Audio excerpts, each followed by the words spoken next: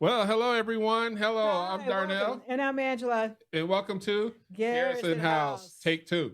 Yeah, and we are live right now. But if you're catching on to the replay, of course, we're not live. But yeah, we're here, and we're glad to be with you on today.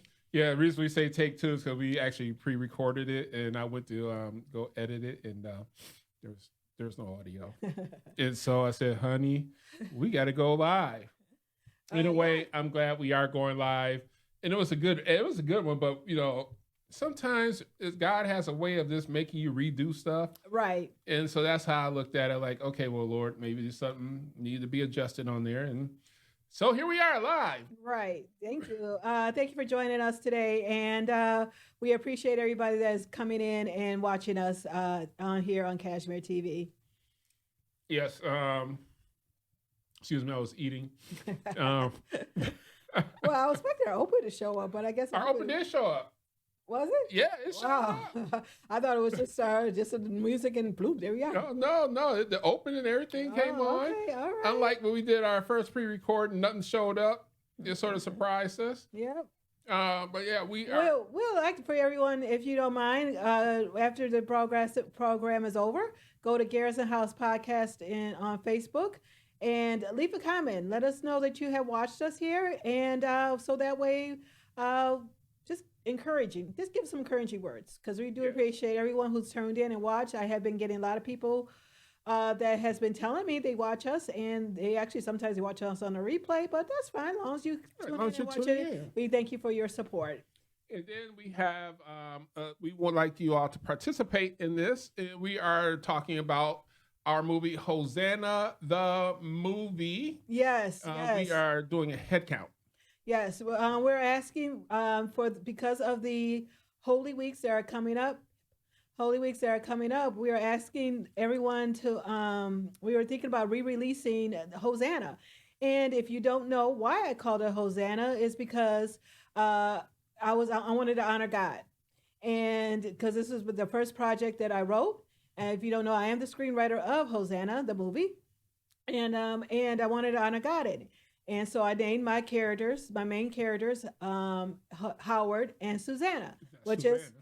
Hosanna. And so it's not a biblical walk of Christ through his last days on the physical earth, but it is a fun piece, bringing music and dance together and understanding, going through forgiveness, basically going through forgiveness, Mm-hmm. accepting fate, and accepting your call in life and what God has brought you in. So it is, and it's also a romantic story. So it's not just everybody we're preaching. It's a lot of it's funny, it's romantic story, and we do want you to go into indie movie. Indie movie tickets.com. IndieMovieTickets.com. That's INDI tickets. I'm Indie sorry, let me try movie. that Here again. we go. Let's get it on the screen. INDI. I'm just going around here, baby.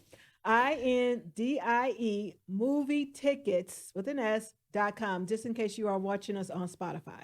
And oops, wrong one. There we go. There's the website right there. Uh-huh. And And so the reservation is free to reservation. We just want to get a head count. It things cost. Let's just be open and transparent. Things cost. And we're trying to get at least 300 reservations. This is in the Detroit area, okay? yes.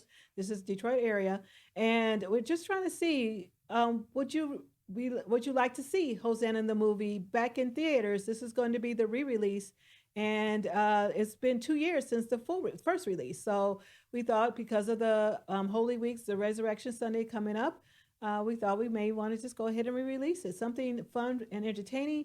And one of our sisters in Christ, Essie, and her daughter, both watched it and both loved it, and they did really enjoy it. And so we just want to get some reservations and see if if you like to Right. participate. Participate. Come on over. As you see the site right there. So you'll just go to book tickets. So it's indie movie Now the reservation, tickets.com. the reservation is free, Free. free.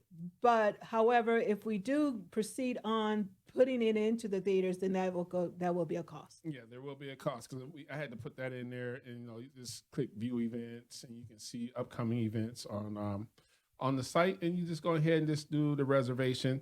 So that's one of our pieces of internet real estate. We own quite a bit of internet real estate. That's just one of our sites that we're birthing. It's been, I think we originally launched it a couple years ago. We just never really birthed it. So one of my plans is to really birth these visions. So anyway, we want you all again to come on over there to go again to indiemovietickets.com, do your reservation, and get ready to come to the movies with free us. Reservation is free. Reservation is free. Ticket will cost. We just want a head count. Yes. My goal is 300 people. Yes. But we can bust that beyond 300, and we'll give the dates. And I know some say, well, it doesn't have a date on there. We just right now we tentatively I said it for I just fluffed the date in there. But the reservations end on March 9th. That's when we're going to end the actual reservation where you can register. So at least, and then we may extend the registration, but we just want to know about the reservations, and we will set a date. It will be in April. People sign up for other stuff. Yeah, it will be doing it more. Let me tell you this. I'll give you a hint. It's going to either be the Friday before Good Friday or on Good Friday. So we'll give you, depending on the theater's availability, but we need a head count so we can actually say, hey, theater, we want to come and show our movie here. We need to know the Friday before Good Friday, or even if you do the day after Good Friday, that Saturday. So we're going to get a head count, and we want to know where you stand. So we're going to jump on into here. We got a great program for you today. Fraud, waste, and abuse. Woo, this is a hot topic. Yes, hot topic today. Yeah, you're going to see some new stuff on our podcast. Get ready for some fun stuff, some new things that we're doing. One of the things about fraud, waste, and abuse. Now, if you do contracts for the federal government when it comes to Medicare or Medicaid services, which is CMS, consumer, I don't think it's consumer, but I always said consumer with Medicare, Medicaid services. Medicare is a federal funded program, right? Because you're using federal money into the Medicare system. That goes to Social Security. It also goes to Medicare Part A, B, and also Medicare Part D, which is Medicare Part D is your prescription coverage, federal funded. So when anything you're doing with federal money, they want accountability. And so with fraud, waste, and abuse, if you are a company that does services for Medicare services, whether it's medical or whether for whatever reason, they hold you accountable for fraud, making sure that you're not doing any fraud, waste, and abuse. And there are compliance training that these companies have to go by in order to do it. And if a company has to make sure that they're not going through fraud, waste, or abuse, which is FWA, then what more is it than our federal government who is making us do it? They should do it too. And that's basically what it is. It's cutting down all this fraud. It's cutting down all this waste, not just for the Medicare, but anything that where our federal dollars are being put towards. It's just cutting all that down and halting it, and then seeing what is going on, and then does these things actually proceed? That can these entities that we're giving this money to, is it worth the taxpayer dollars to continue with it? So that's kind of what fraud, waste, and abuse does. And my husband here has a chart where it's a real-time chart where it says U.S. debt clock. Yep, and this is amazing. And let's bring up our little. Let me mark on this here. Pay the screen for you right here. So help you out right here. It says that's the 36 trillion. We're going to circle that for you. That is our current debt, and I should have made that. Let me make that a little bit cleaner here. That's our current debt. For those who don't know, that's where we're at right now. It's costing us, and it's amazing how much it's costing per citizen. It's costing us $170,000 per 107 $288,000 per citizen. Per taxpayer, as you can see right there, it says $323,000. That is exactly what's going on here. And then the unfunded, basically right here it says unfunded debt interest. It's right here. This is what's going on right now with our money. So when you see all these statistics, they always say, "Oh, I've heard some people get on the TV and say, oh, America has 315,000 citizens." You're wrong. 350. It's 340,000. 300, no, 340 million. 340 million. My bad. Take two again. 300 and I wish when we were that low, man, we would be free healthcare, free everything. Right. If we got that much debt, we might as well just go ahead and surrender to another nation. $36 trillion in debt with only 300,000 people. Yeah. 315 million. Some people kept screaming on these shows, and that's not accurate. And then as we're looking here, the median income in the United States is 43,420. That's our median income. So, when you hear people, the pundits saying, these so-called experts, they're talking about stuff, it's like, what are you talking about? Because I know this stuff. I follow this now. I just found this debt clock, so it's going to become my best friend. But it tells you how much the states are spending, how much in each citizen. This is the state category here per state, the average per states, and the debt, the local debts. This is what's going on. And we're up here complaining about cuts. We got people saying, well, Elon is who is he as an unelected person to be making decisions on what's going on with the debt? And we're up here going, well, what was Fauci? Mm-hmm. A lot of people saying Fauci was up here making decisions that was affecting every single American citizen. I mean, you're talking about COVID and shutting the whole America down. Shut us down. And some states didn't shut down. But who was the voice was saying that? And we had our own Department of Health, and here in Michigan, they were shutting us down. So it's like that was something we were talking about, unelected officials shutting stuff down. But what happens? There's no different than any other company that does have audits.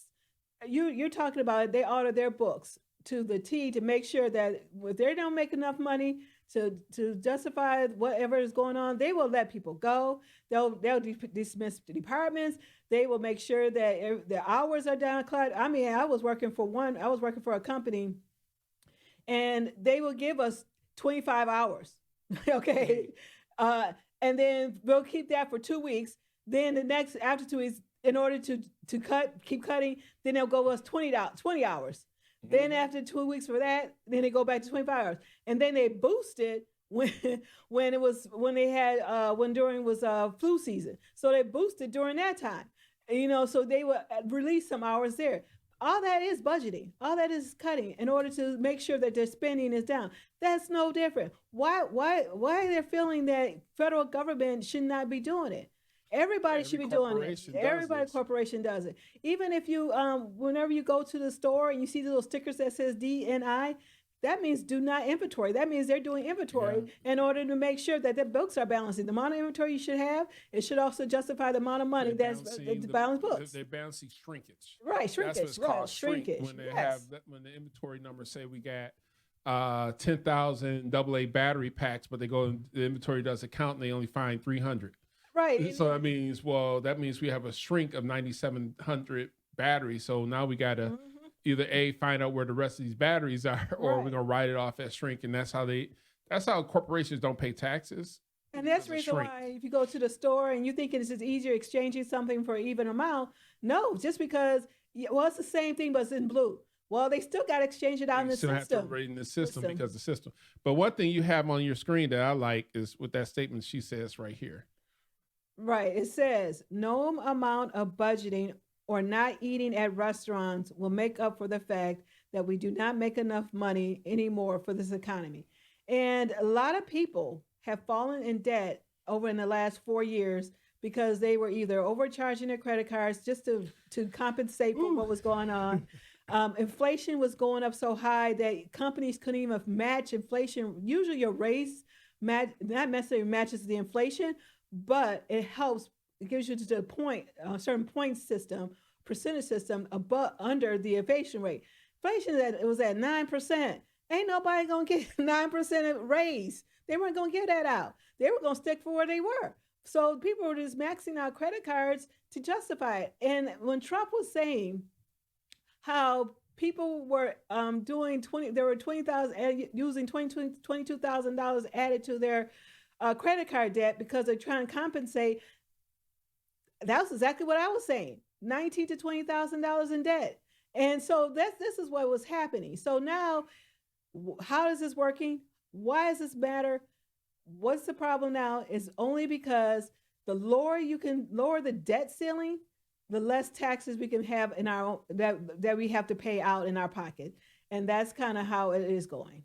Yeah, because one of the things I'm gonna bring up while you get your other pieces together here, right here in is the federal debt, the total public debt. Now she has a piece coming up here, and we're gonna go more into this. However, when you look at the calendar here, you can see the debt is really low. Back in, let's see what's it say, 1970. That's not bad. That was our debt in 1969. $360,000 in debt. 1969. That's basically roughly before we were born. But then it just climbs up. You know, each president, you can see the debt goes up, and it really started increasing. Probably looks like 1982 is when we seen the biggest increase of debt, because the debt was going up here in 82. So I'm gonna circle that right here. 82 is when we had a lot of debt. Then it goes up again, and basically 1992. Now 92 is we're adults here. That's not bad. That's in trillion. I believe that number is in trillions. Is in millions of dollars. But that's still not bad debt. You know, back then I think that's not bad. But then all of a sudden, right around, so this is the Bill Clinton era. Then we go into the Bush era. Then we somewhere around here is the Obama era, is probably right there. Then we have coming up is right around here, 2016. We'll say that's the Trump first era. 2020 right here, we'll say this section right here is Biden. And this is the end of Biden. That's where we're at. That's our debt. And you know, each thing like that, that's inflation. Yeah, and that's not a straight line. You know, some people, you know, when you look at, let's say that if it was a straight line where right here it just maintained that, maybe rose up a little bit. No, that's not what it did. It skyrocketed. So that's where we're at. So what we're gonna do is play some clips here from. And you're saying how this is only Elon and Trump and Elon. I mean, Elon has nothing to do with the federal government. Yes, He just he's just making suggestions, letting the president know what's going on. And people are always saying that you can come out of that, baby. People always say that they're lying. He's lying about this. He's sometimes okay. Yeah, we over exaggerate. Okay, hyperbole is our best friend. Right. I mean, come on, we know. I mean, look, common sense thinking, right? But this is Biden. This is Obama. So this is Obama. Budget reform is not an option. It's a necessity. The American people are entitled to transparency. We can't sustain a system that bleeds billions of taxpayer dollars on programs that have outlived their usefulness or exist solely because of the power of politicians, lobbyists, or interest groups. They're entitled to be able to figure out where their dollars are going, and they're entitled to accountability to make sure that we're using the dollars for what we said it was for. We are going to go through our federal budget, as I promised during the campaign, page by page, line by line. Eliminate we don't. Oops. Okay. All right. Well, we're back.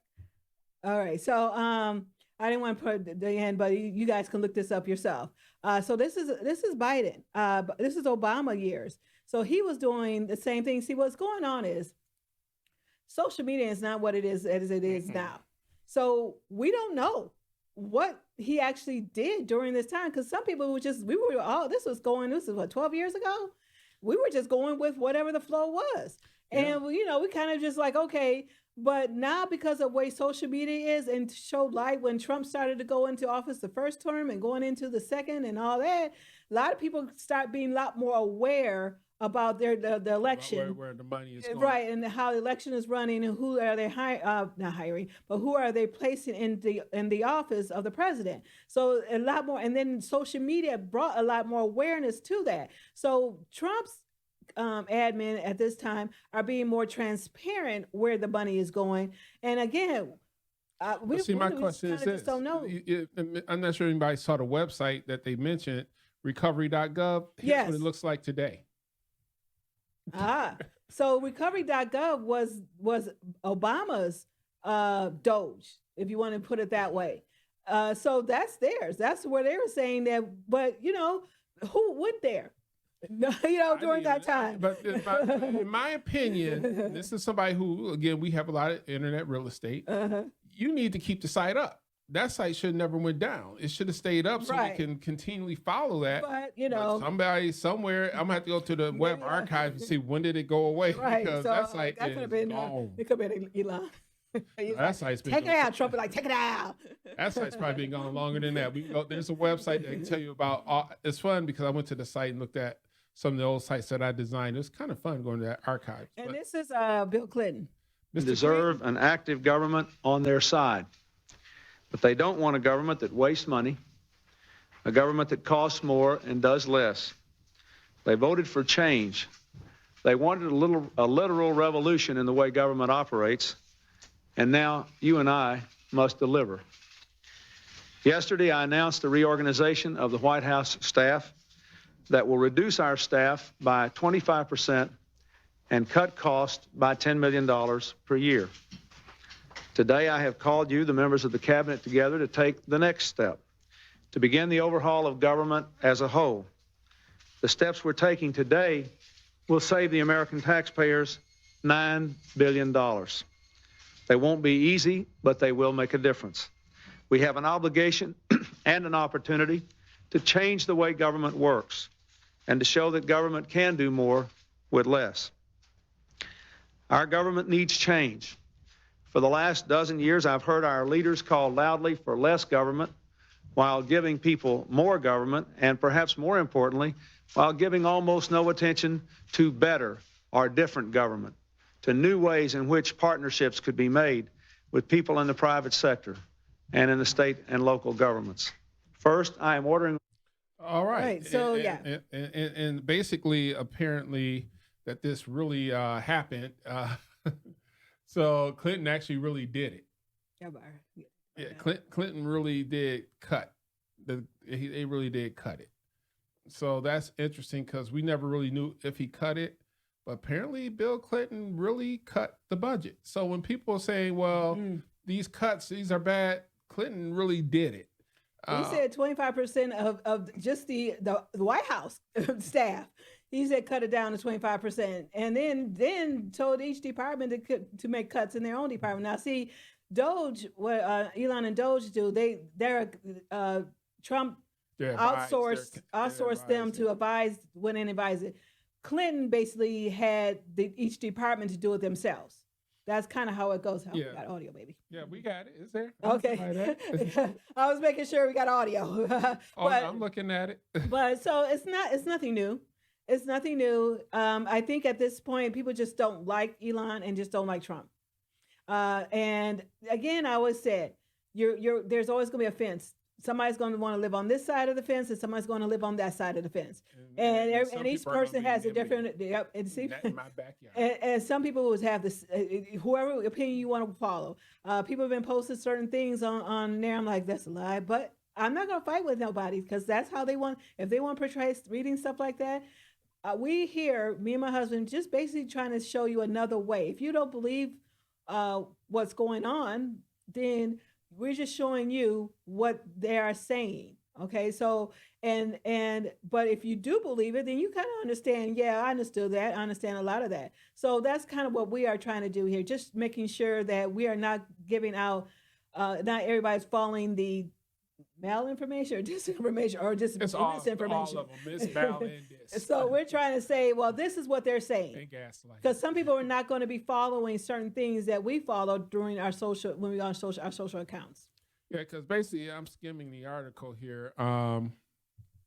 They said basically, let me get Telestrator back because they said the administration had cut these numbers here. So basically, they had cut 400,000 employees, but they cut that between 93 and 2000. And so, but then somebody said they didn't really save money because they had to turn around and hire contractors. However, it may have saved the government money at the end. And the reason I say that is contractors you can come in, those same 400,000 people probably end up working for firms, and they end up not working only just for the U.S. government, they work for other governments with their talents.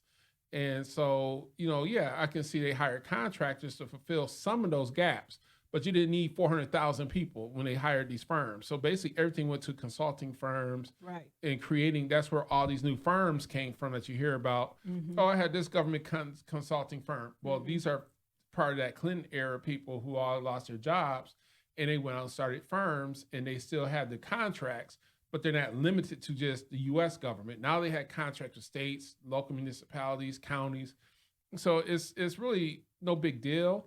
What do you think mercenaries are? Yeah, they're contractors. They're contractors. They hire contractors. Sometimes the U.S. uses them, and other countries uses them. Yeah, because they're not loyal to any country. They're just loyal to the money that they pay. You pay them to. It's just like the TV series we just watched. The Korean TV series was really good. I'm not gonna lie. The doctor was with a mercenary firm. He was a doctor. He was part of the medics with the mercenary firm that went out and did stuff.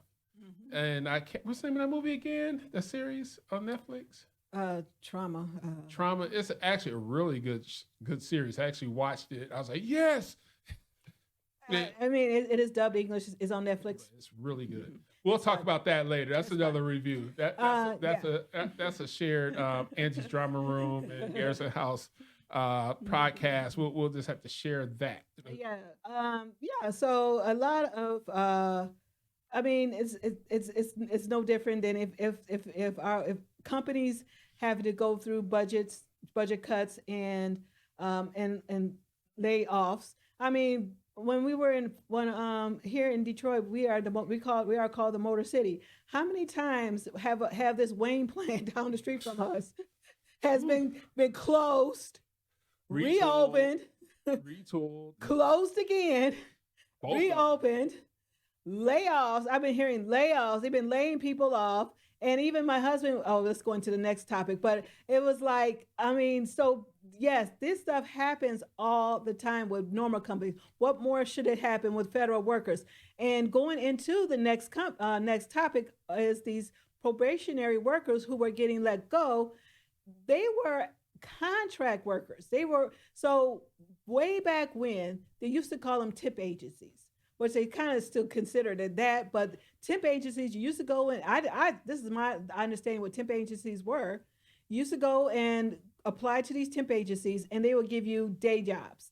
You go in there, you get paid that day, you go home and do what you want, which I was wondering, how can you do that if you don't know the system? But that's what they call it. They do day jobs. So they hire you, go into these temp agencies. Now they're staffing agencies. And what staffing agencies do, companies contract these staffing agencies to fill the need of staffing, where now technically you're not working for Jane's business. No. You're working for XYZ staffing. That's who you're working for.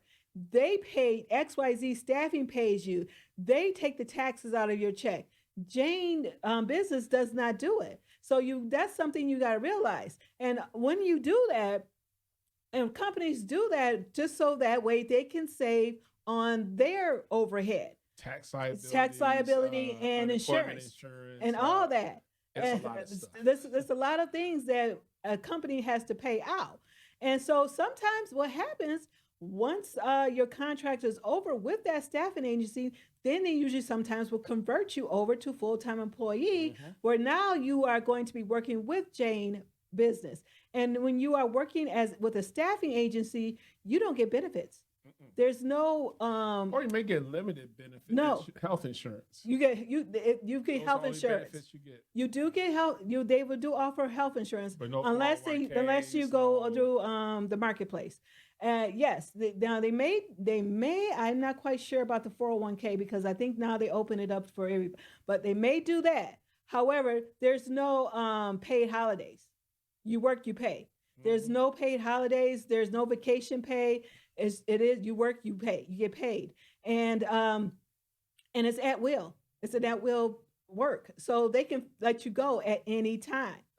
And what's going on with the federal government, the probationary workers, they're not firing federal workers. They're releasing these probationary workers off their contract that should have been done. Contracts were supposed to be in 3 months, 6 months, a year. And so they were just letting them go after now that they've been standing there for years and the contract should have been expired. But if nobody's not gonna let them go, they just gonna continue to recycle this contract. I knew a person who she was okay, but anyway, she was saying that she was a contract worker for a cell phone company, and they were trying. She was so good that they were trying to make her a full-time employee for that cell phone company, but she didn't want to do it. She was like, oh, I don't know. Some people just don't want to become a full employee for a company. Technically, you are a full employee for the staffing agency if you think about it. But that's who you're working for. And so, and what happens is the company pays the staffing agencies the salary for the worker plus a little bit extra because, of course, the staffing agency got to get paid. And so, and they have to pay the taxes out of that. So, yeah. That's how it works. And if the federal government is letting go of these probationary workers, they're going. And some foundations were setting up grants in order for certain types of people to work at these positions. It's kind of like just a position they made up in order to justify the money that was being paid to these people to work. So that was also what was getting let go. It's sad people were losing their positions and jobs, yes, but you should have been saying something long ago. And the whole point is there's a lot of disobedience, a lot of rebellion going on with a lot of federal workers. Not only federal workers, a lot of these large corporations. He's saying that federal workers are losing jobs. Well, I mean, people who have these contracts, right? They don't want to, just like the other situation about the whole letters and. They asked people to tell us what you did this week, and you can bring this up. Okay, I can bring that up. Yeah. Oh, okay. So, if you didn't know, this is a letter that was going out to federal departments. Okay, or some. I'm not quite sure who are getting these letters, but they were saying, please reply to this email approximately 5 bullet points of what you accomplished last week and CC your manager. Please do not send any classified information, and you have until Monday at 11:59 Eastern Standard Time in order to, you have until that time to submit that information. So people were complaining. People were saying, why do I have to do this? Why do I not doing it? You can bring it back. Why was I doing this? Why do I have to do it? And then this is the disobedience that was coming in. Now, this is from the National Treasury Employee Union. Okay. Now, this one is kind of interesting. I want to draw a point to here. They were telling the people, advise you not. So the NTEU was strongly advising you not to respond to the OPM, which is the Office of Personnel Management, request at this time. And then they gave them why. Why are you not going to respond? We work for the HHS FDA, not OPM. OPM directives that have not been formally adopted or communicated by our employer, the FDA, do not create an obligation for you to respond. What? It don't matter. And who does the FDA work for? The government, the federal, the executive branch who hires OPM to do this. Okay. So this person, they just pretty much giving them a rebellion letter. Telling them not to do it. And they're specifically saying not to do it. That's it. They're just saying not to do it. And they're saying we're protecting your rights. We concerned about the implications. Says here the implications. We're concerned about the implications of this request and are actively working to protect your rights and interests. You mean, well, what are you gonna do when they say you're fired? Right. I'm just saying, there's a certain point where if you work for any business, and mostly people keep forgetting this. You can be the janitor, you can be the chief engineer or whatever the business. However, if, as they call it, C-suite, I don't like that term, but that somebody in the executive branch office of a business says, "Hey, I need a list of everything that everyone did." You can't say, "Well, I'm the janitor. You ain't my boss. You can't tell me." Anybody that's under that executive, that's your boss. You may not like the boss because you have this predetermined, you're like, "Well, I don't like them. I don't support them." You can't be disobedient like that. I mean, the point is they want to make sure that, and I think it's in here. Oh, you'll do that because there's another thing. You gave the bullet point why they're doing it. You can go ahead and put that one up. We'll put up what Cash Patel said. Now this is a different email from the last from this one. Now the last one told the workers don't do it at all, disregard the email, and don't do it. This one is from Cash Patel. If you don't know, Cash Patel just became the director of the FBI. And he said, FBI personnel may have received an email from OPM requesting information. The FBI, through the Office of the Director, is in charge of all of our review process and will conduct reviews in coordinates with FBI procedures. When and if further information is required, we will coordinate the response. For now, please pause any responses.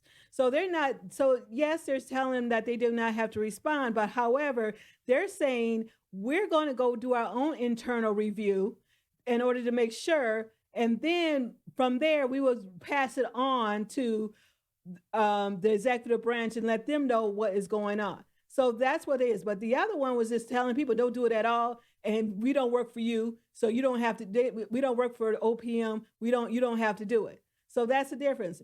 I want to also mention that you're talking about you don't work for OPM. So going back to fraud, waste, and abuse, in order for we to have contracts, sometimes you have to go through certain security checks. Okay, making sure that you have to go through some security checks. And one of the things that my company does, it's just like a random drug testing. This is a random security checking. And they hired a company to do it, security company to do it. And they sent us an email saying, "Hey, you have to go through this."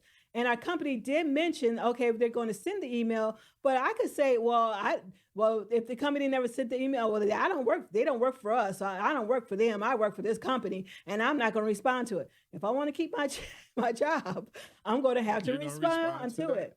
Because this is another thing I say, that's one thing I like about redos here. So I'm like, who's OPM?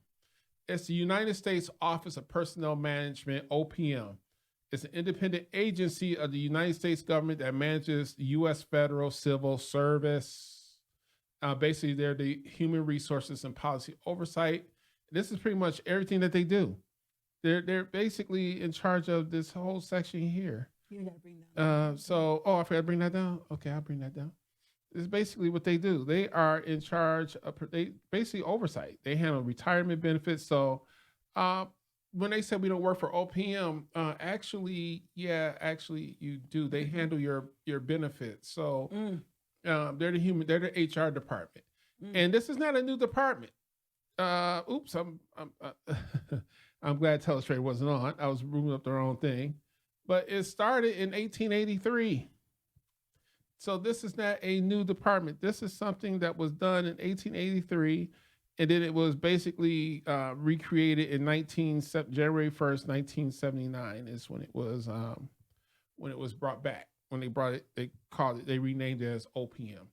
So basically this department is one of the oldest departments in the federal government. Mm-hmm. So when people are complaining about, well, I don't work for them, blah, blah, blah, it's like, come on. You just it's HR, and I can see what Cash Patel is saying. Basically, that do it anyway, and we'll coordinate. Basically, he said you could take a pause on it, but he was saying that we're going to do our own internal audit on Well, we already know what Cash is planning on doing anyway. He's planning on splitting up the FBI, sending them out in field work. He's already putting people. He's already doing that. Alabama, y'all getting some new residents. That's right. He sent a whole bunch to Alabama. Even the Department of Defense, he cleaning up departments. So if you're already doing it. Okay, well, we'll let them know what we're doing. That's going back what Clinton was telling during Clinton, that whole clip we wrote about Clinton. He was saying each department needs to cut their budget. So this is how, so that's kind of how it was working. So this one was Elon, and he was saying this. The reason this matters is that a significant number of people who are supposed to be working for the government are doing so little work that they are not checking their email at all. Now, the second part, who knows if it's true or not, but then he says this. In some cases, we believe non-existing people or identities of dead people are being used to collect paychecks. In other words, this is outright fraud. So basically, if you get an email, and again, that's what he's saying, some people don't even check their email. Some people, I remember when my job does a lot of emails, so I got to open my email all the time. But some people won't even open the email when they come when I do hiring training. Some people don't even think they had to open the email every day. No, yeah, you got to open your email every day because that's how we communicate, through email. And that also goes back to remote workers. They may or not check their emails or who knows what they be doing. But yeah, so that is reasoning why, to see if there's somebody going to respond. Okay, just to make sure. I'm trying to figure out who's Charles Ezell. I'm digging into trying to find out who he is. However, yeah, he's responsible for the whole. Basically, want to know which companies which departments are doing DEI, which is another hot topic. And basically, it's there is a lot of stuff going on, and people just got to understand it's our money. So at the end of the day, it's our money, and y'all spending our money, and y'all act like you shouldn't have accountability to where our money is going. Because I know for a fact, and I almost forgot to say it, a lot of people are saying, "Oh, this person was fired," is the blah blah blah blah blah. And, at the end of the day, I can't understand why anybody in basically the people we elect to be the fiduciaries of our money, because people keep saying, "Oh, they're our leaders." No, they are not our leaders. They are our elected representatives who are the fiduciaries of our money that we send to our state. That's the problem. We keep calling these people, they're our leaders. No, they're not. We are their leaders. We tell them what to do. We have our rep, for example, saying she's there to like da da da and da da da, and I'm like, no, you're supposed to be there trying to figure out why we're wasting money. You are our elected representative. You should be just as appalled as anyone else that this money is just flowing out like it's a river, and yet they don't want to deal with that. So you got a lot of politicians, mainly on the Democrat side, the loudest voices. And I'm quite sure there are some Democrats. Fetterman's probably like, we need to know what's going on. Fetterman is pretty much the reasonable Democrat. That's why they don't talk to him. He's too reasonable. He's too much like, we need to take care of this. So nobody wants to talk to him. They want to talk to the people's, what's her name? The other girl? Crockett? Yeah, Crockett. They want to talk to her because she's loud. But the end of the point is, where's the money? Why are we spending all this money? Why? That's what we're asking. We're not, look, there are some programs that should not have been cut. Right. Basically cut. But I know they cut. You're not going to get 100%. No matter what you do, you're not going to get 100%. And not everybody's going to be 100% satisfied. Yeah, some programs I say, oh, you know what? Yeah, they may have been able to, should have at least kept that. But at the end of the day, it is what it is. And a lot of these programs may not affect you directly, but indirectly will affect you in the long run, because then that means there's less taxes in your pocket. And some of these programs that were cut, why don't these foundations do it? I mean, we have all these celebrity foundations. You have the George Clooney Foundation, and he said he wasn't on Celebrity Elite. Well, if he ain't no celebrity, then who is? But anyway, you have all these foundations. You had Clinton Foundation. What do you think these foundations were? These you're talking about 90% is admin costs. 10% is just going to whatever. We don't even know where they're going to. You remember how you go to these stores and they're asking you to round up? You know, they're not adding money to that. No, because what's going to happen, what it was happening was the federal government or these societies were matching it. They weren't matching nothing. That's the reason why you probably haven't seen it in a while. Back when coins were limited, you know, yeah, okay, let's round up because coins are limited. Yeah. But now you rarely see that anymore because people got wind of it and say, wait a minute, hold on. Now, some companies, they were just using federal money. And again, going back to federal money, the programs they were offering, I'm not even going to say it, but the programs they were offering, they were getting tax breaks. I mentioned it a while back where when I first got my job about, well, how old am I now? But I mean, whatever, 30 or something. It's been a while. Years ago, they were telling me because of the income bracket that I was in, I was very low income, that they were saying, well, they wanted me to go to the employment office to fill something out in order for them, the company, to get a tax break because they hired me. And when I said, I was like, I don't know where I am, why I'm here, I don't know what's going on. And so I went back and they were like, and I said, I don't know what's going on. I tried to go there. I was confused. I'm not quite sure what was going on. And she said, at least they gave you a job though. I'm like, what? You know, so I was like, I wasn't gonna get nothing from it. That's another mindset. Right. I really don't like of a lot of civil servant people. I'm not sure. I'm old enough to remember when people who were doing customer service were nasty. Mm-hmm. They were nasty. They talk to you like a dog, and you're like, wait a minute, why are you talking to me like that? Yeah, I can see what she's saying because people used to be really nasty to people. Right. I was talking on the phone. Now everything came electronic, so you didn't even have to do that anymore. And if I think about it, they probably would have got because they needed an unemployment letter that said they were hiring me out of unemployment. No, I just went up there to get the job. That's probably what they were reason why they had me go there. Now, here's the thing about the whole thing. Now we're talking about people being fired. A lot of these people's jobs are being replaced by IVRs. And if you don't know what an IVR is, that's an interactive voice response system. So a lot of these jobs, like, you know, even though I'm not a fan of IVRs, however, I understand why they do it. Because I'm trying to call my cell phone company, and if you got a situation going on with your bill, you literally got to scream at the phone because it's not. I had a situation where I had to take care of a bill because I forgot to pay it. It wasn't the IVR saying, well, you're not going to talk to the customer service rep until you pay this bill. So we had to pay the bill just so I can talk to the customer service rep. And then I did end up getting a credit. However, they everything's being locked behind an IVR wall.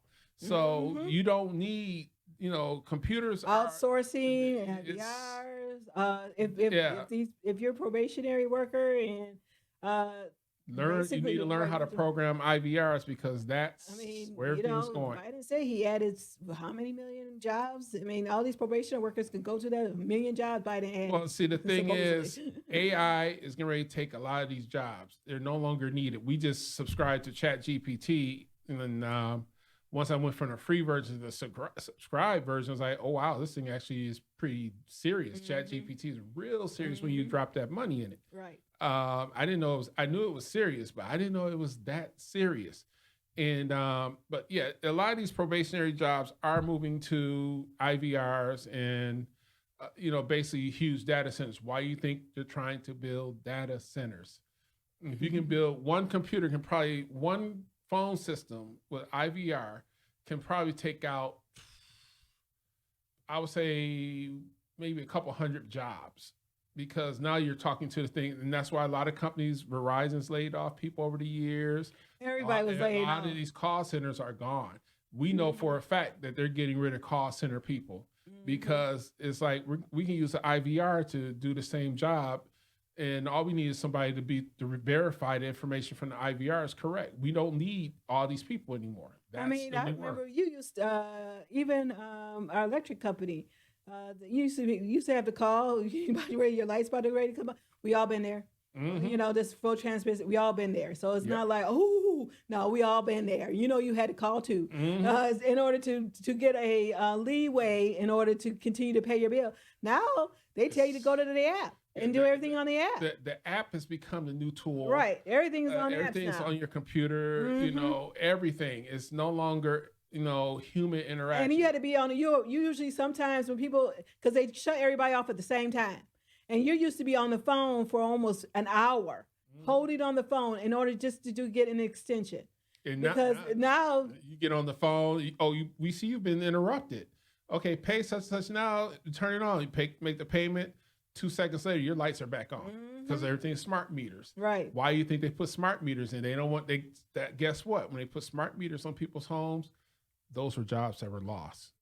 Those jobs no longer exist. they used to The have meter reader is gone. The guy who used to come and cut your lights on, he gets reassigned, gets retrained for something anybody else. with contract workers just come Yeah. in and pay. They pay them to come in there and just flip a switch. Yeah, and now and actually that's what happened. A couple of people who get removed, who get basically retired out, they are basically replaced. They go work for a contractor, and they do other jobs. But however, at the end of the day, you want to show that real quick before we officially switch? Let's switch It was just a little cute thing.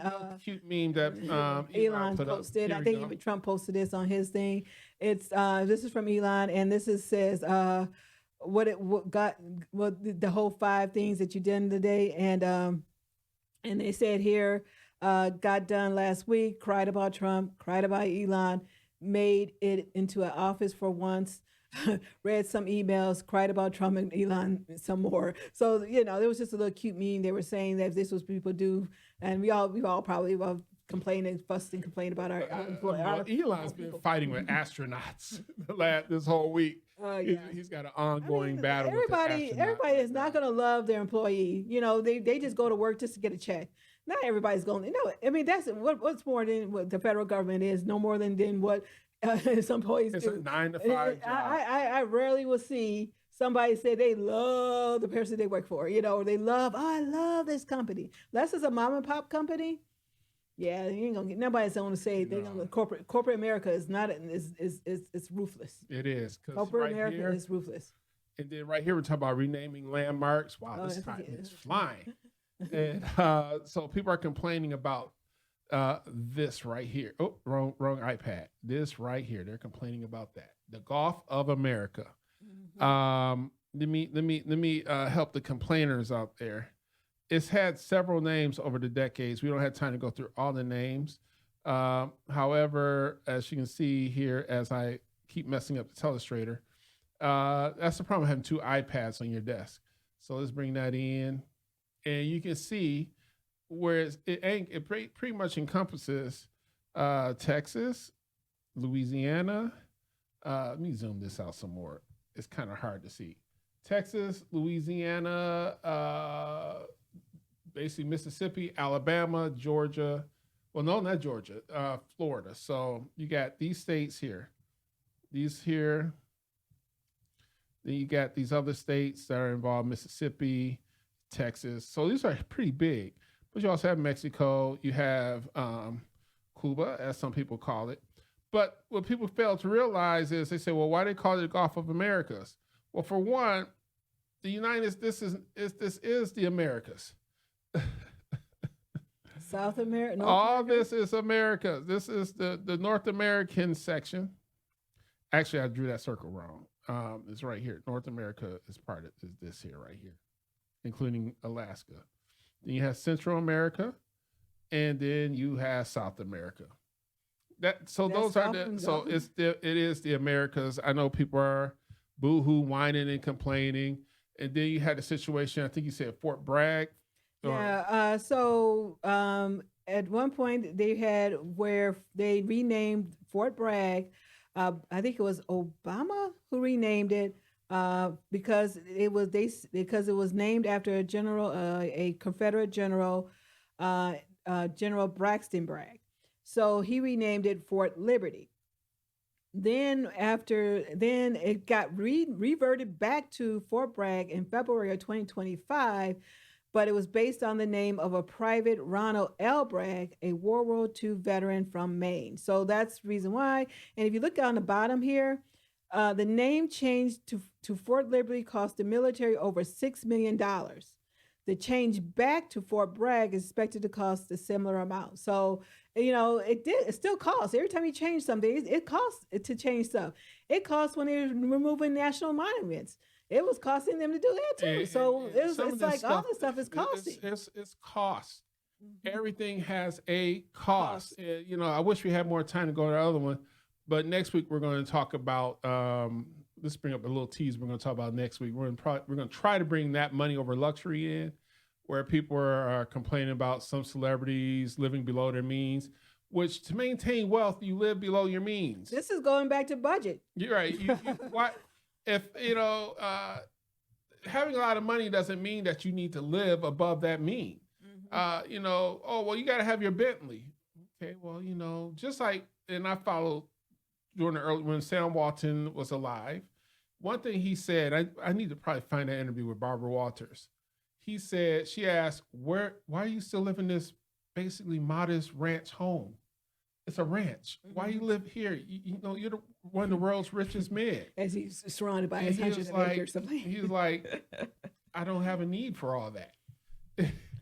Some people are not like that. Some people just, they'll buy the house for their mama. There was a celebrity football player who bought a house for their mama and told the mama to give it back. Because he could, it's like, or they would buy this huge house and realizing that the maintenance on it, you got to realize, you're talking about their $1 million contracts is good for $3 million. They had to split that up to 3 years or something. So yeah. And then also in the final remarks, we got to get this shout out, even though we're not on the platform today. Congratulations to Mark and his wife, the Zuckerbergs. They said their first baby?